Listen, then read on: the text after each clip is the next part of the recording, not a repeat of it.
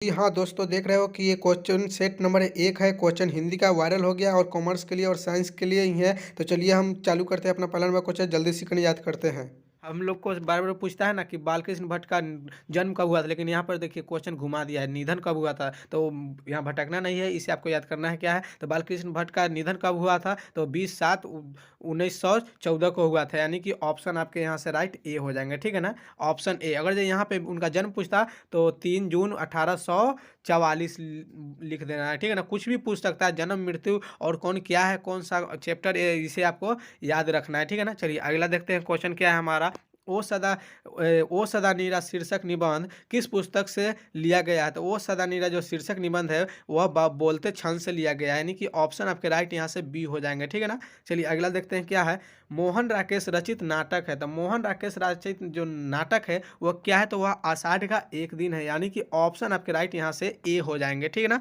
चलिए अगला देख लेते हैं क्या है। प्रगीत और समाज शीर्षक निबंध के निबंधकार है। तो प्रगीत और समाज किनके द्वारा लिखा गया है, तो वह नामवर सिंह के द्वारा लिखा गया है, यानी कि ऑप्शन यहाँ से राइट इनका डी हो जाएगा, ठीक है ना। ऐसे ही वहाँ पे टिक लगाना है आपको, ऐसे ही क्वेश्चन पूरा एकदम अथी है, ठीक है ना। ओम प्रकाश वाल्मीकि का रचना है। ओम प्रकाश वाल्मीकि क्या लिखे हैं, तो वह जूठन लिखे हैं, और रोज लिखे हैं मलयज, और तिरिच लिखे हैं उदय प्रकाश, शिक्षा लिखे हैं जय कृष्ण मूर्ति। इसे भी आपको याद करना है, क्योंकि लेखक और कौन क्या है चैप्टर ए पूछे जाएंगे आपसे, और कब लिखे गए हैं, मतलब ये सब उनका पूरा याद ही कर जाना है आप लोग को, ठीक है ना। चलिए अगला देख लेते हैं क्या है। लेखक मलयज का मूल नाम क्या था। तो लेखक मलयज का मूल नाम क्या था, तो ऑप्शन आपके दिए भरत जी श्रीवास्तव, गजानन श्रीवास्तव, भरत जी श्रीवास्तव, या जगत श्रीवास्तव। तो यहाँ से क्या हो जाएगा, ऑप्शन आपके राइट यहाँ से सी हो जाएंगे, भगत जी श्रीवास्तव, ठीक है ना। Option C. चलिए अगला देख लेते हैं क्या है। तिरिच कहानी है। तिरिच कैसी कहानी है, आदर्शवादी है, समन्वयवादी है, मनोवैज्ञानिक है, या जादुई अर्थात। तो तिरिच जो है एक जादुई अर्थात की कहानी है, यानी कि ऑप्शन आपके राइट यहाँ से डी हो जाएंगे, ठीक है ना।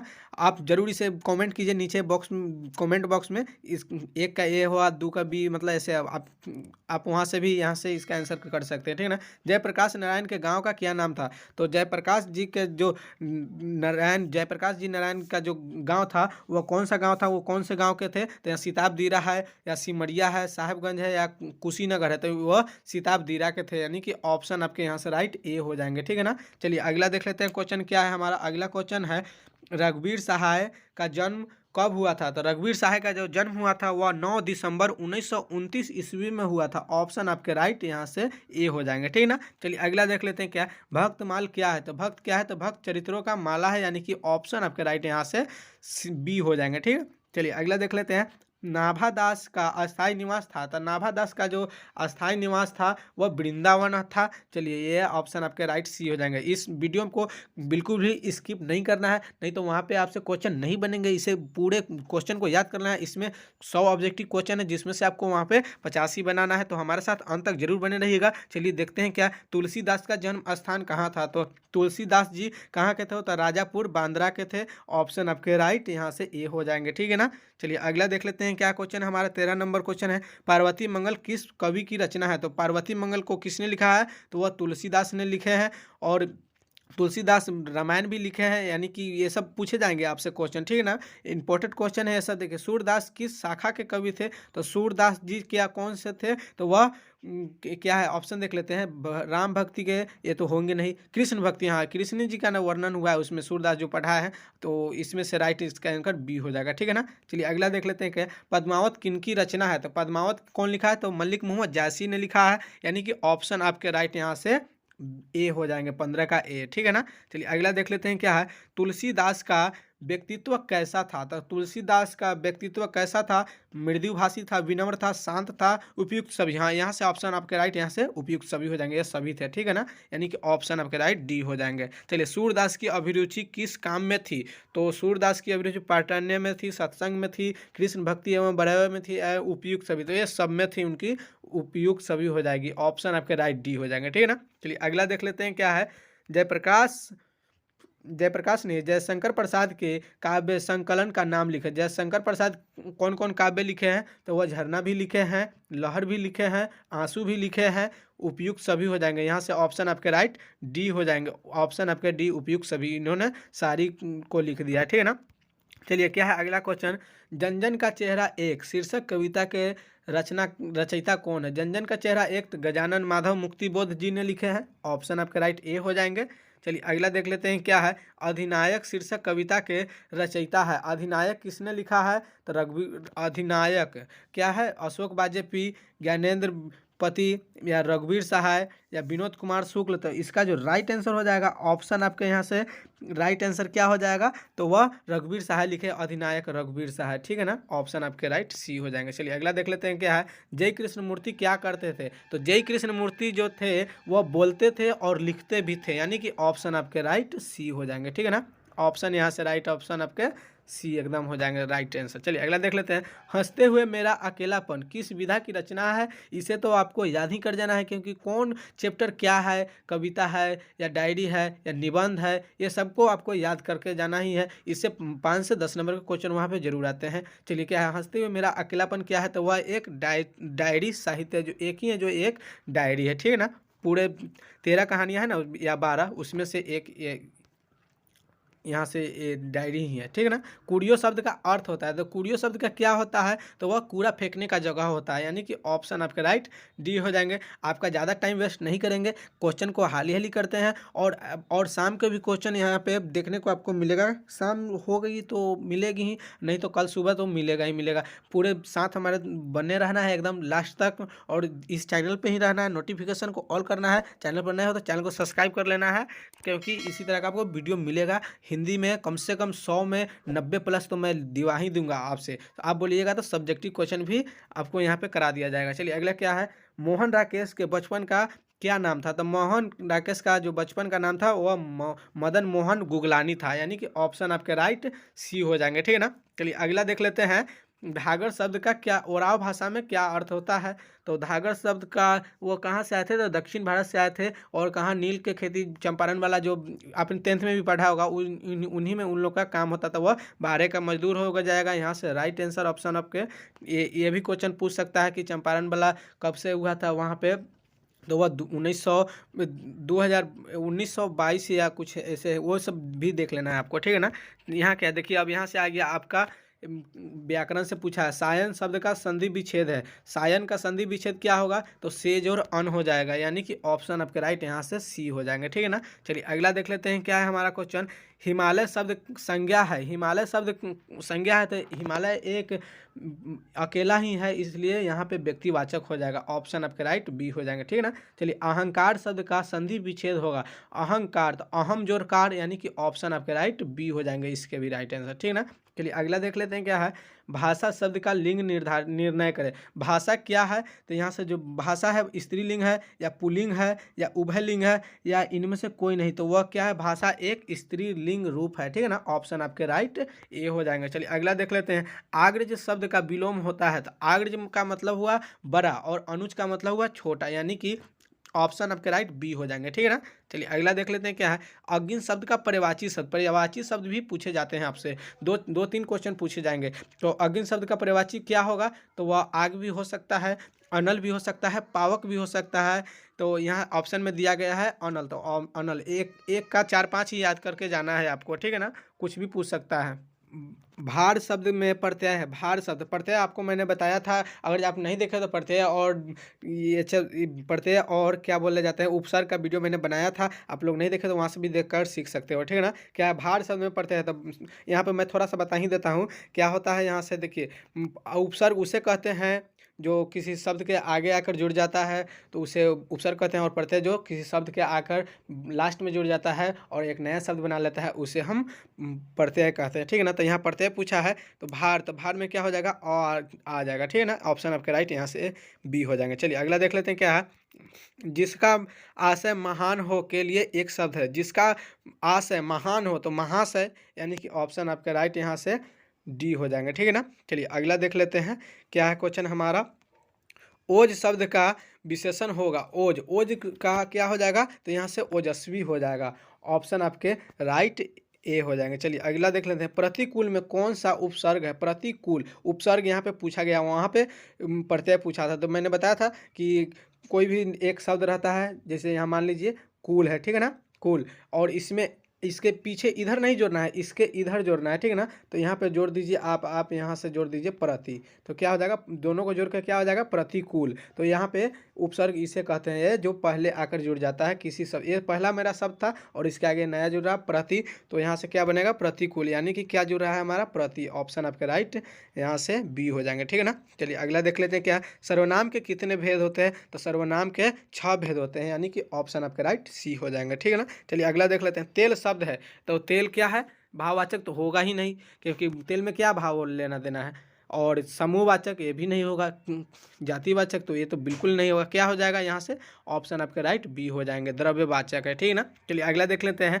पाप मुक्त समास है, पाप मुक्त, पाप से कौन मुक्त होता है, तो वो आदमी ही न होता है, यानी कि ऑप्शन आपके राइट बी हो जाएंगे, तत्पुरुष समास हो जाएंगे, ठीक है ना। चलिए अगला देख लेते हैं, पृथ्वी शब्द का पृथ्वी शब्द का पर्यायवाची होगा, तो पृथ्वी शब्द का क्या पर्यायवाची होगा, तो वह अचला होता है, यहाँ पे एक आकार छूट गया, इसमें अचला, ऑप्शन आपके राइट बी ही होंगे, वहाँ पे बी ही मारना है आपको, भू नहीं होते हैं यहाँ पे, भू अगर जब भूमि रहता तो हो जाता, ठीक है ना, भूमि रहता तो हो जाता, यहाँ अचला होता है एक, ठीक है ना, ऑप्शन आपके राइट भी हो जाएंगे।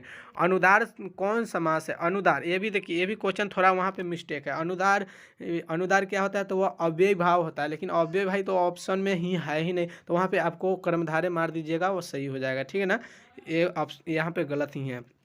चलिए क्या है, संगठन शब्द का संधि विच्छेद होगा, संगठन, संगठन का क्या हो जाएगा, समजोड़ गठन, यानी कि ऑप्शन आपके राइट यहाँ से ए हो जाएंगे, ठीक है ना। चलिए अगला देख लेते हैं क्या है, निदान शब्द में उपसर्ग है, निदान शब्द में उपसर्ग यहाँ पे पूछा है, तो क्या हो जाएगा, नी हो जाएगा, ऑप्शन आपके राइट यहाँ से डी हो जाएंगे, ठीक है ना।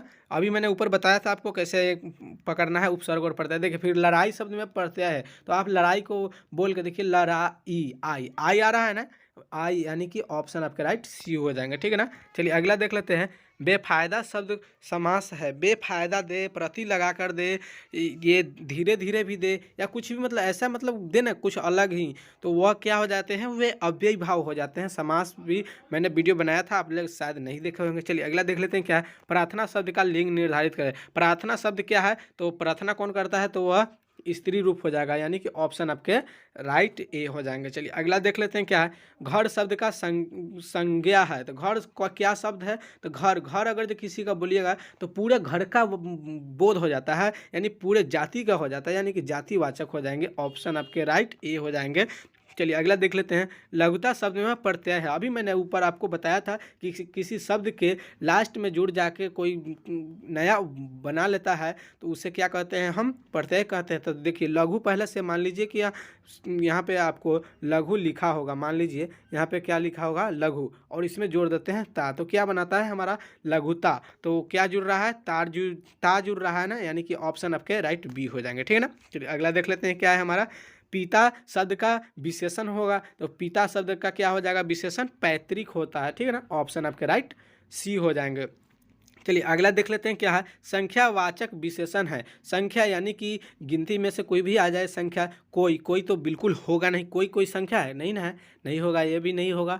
चलिए अगला क्या, कुछ, कुछ तो कुछ संज्ञा ही नहीं, थोड़ा, थोड़ा भी नहीं है, यानी 20 है, 20, 20 क्या ऐसे ही ना, 20 संख्या आ रहा है ना, यानी कि ऑप्शन आपके यहाँ से राइट डी हो जाएंगे। चलिए अगला देख लेते हैं, जिसके शेखर पर चंद्र हो के लिए एक शब्द है, चंद्रशेखर, यानी कि ऑप्शन आपके राइट सी हो जाएंगे, यहाँ से ऑप्शन आपके राइट सी हो जाएंगे। चलिए अगला देख लेते हैं, क्वेश्चन क्या है हमारा, लघु, लघु शब्द का विशेष है, लघु शब्द का विशेष से, लघु अगर जो दिया रहेगा, एक लघु पहले से ही आपका विशेषण है, ठीक है ना, लघु शब्द अगर ए भी दिया रहेगा तो इसे ही मारना है, यहाँ तो लख दिया है तो ये होगा ही नहीं, ये होगा नहीं, बिल्कुल नहीं होगा, यहाँ से क्या हो जाएगा, लाघव मार दीजिएगा, ऑप्शन आपका राइट सी हो जाएगा, ठीक है ना। कुछ कुछ क्वेश्चन वहाँ से ही मिस होता है, पर इसमें अगर कोई भी मारते हो तो सही हो जाता है, ठीक है ना।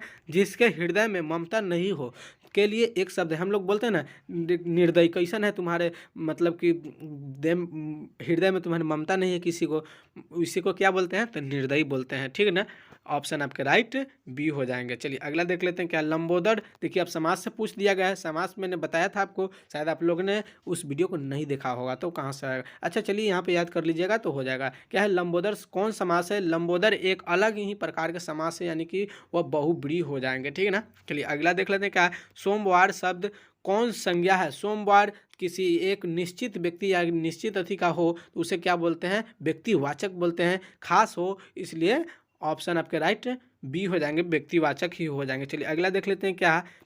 जो स्त्री अभिनय करे के एक के लिए जो जो स्त्री अभिनय करे का एक शब्द है तो अभिनेत्री, यानी कि ऑप्शन आपके क्या हो जाएगा? ऑप्शन आपके बी राइट हो जाएंगे। चलिए अगला देख लेते हैं क्या है। मनोयोग का संधि विच्छेद होगा। मनोयोग का क्या होगा? मना जोड़ योग, यानी कि ऑप्शन आपके राइट डी हो जाएंगे यहाँ से, ठीक है ना। चलिए अगला देख लेते हैं। दांत गिनना दांत दिखाना मुहावरे का अर्थ है। बोलते हैं ना दांत दिखा रहा है, मतलब क्या? हंस रहा है वो, हंसना। ऑप्शन आपके राइट सी हो जाएंगे, ठीक है ना। चलिए लेन देन कौन समास है? देखिए ये लेन देन समास ये पकड़ने में ऐसे आपको ये द्विगु समास द्वंद्व समास हो जाएंगे, ठीक है ना। सॉरी यहाँ से द्वंद्व हो जाएंगे, ठीक है ना, द्वंद्व ही होंगे। तो कैसे पकड़ना है द्वंद्व? ये हाइफन दिख रहा है आपको, मतलब लेन देन आपको लिखकर बताता हूँ। लेन और यहाँ हाइफन ए वाला दे देंगे, ए वाला हाइफन और देन, ठीक है ना। जब भी आपको ए वाला हाइफन दिखेगा ऐसा बीच में तो वहाँ पे आपको मारना है द्वंद्व समास, ठीक है ना, यानी कि ऑप्शन आपके यहाँ से राइट सी हो जाएंगे। चलिए अगला देख लेते हैं क्या है। छठी का दूध या ना मुहावरे का अर्थ है। बोलते हैं ना छठी का दूध, मतलब छठी का दूध का मतलब क्या होता है? सही सही कमेंट बॉक्स में ज़रूर बताना, ठीक है ना। मतलब छठी का दूध मतलब 6 दिन का बच्चा रहता है, उसे कितना कष्ट होता है, उसे तभी ना उसे का मतलब नामकरण होता है 6 दिन के बाद। तो यहाँ पर तो छठी का दूध याद दिलाना मतलब कि क्या तुमको बहुत बुरा हाल कर देगा, यानी कि ऑप्शन आपके राइट यहाँ से ए हो जाएंगे। ऐसे ही पकड़ जाते हैं क्वेश्चन को, ठीक है ना, कुछ अपना दिमाग भी लगाओ यार।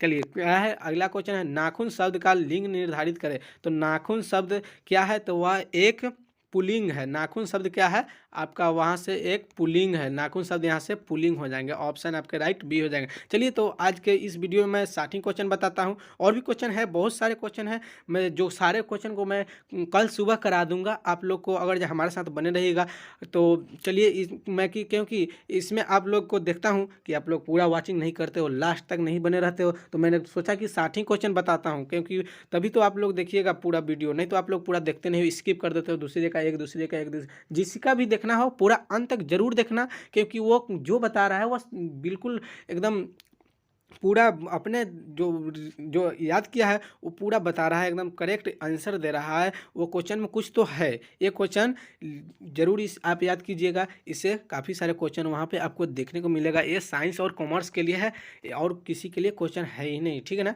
चलिए मिलते हैं किसी नेक्स्ट वीडियो में।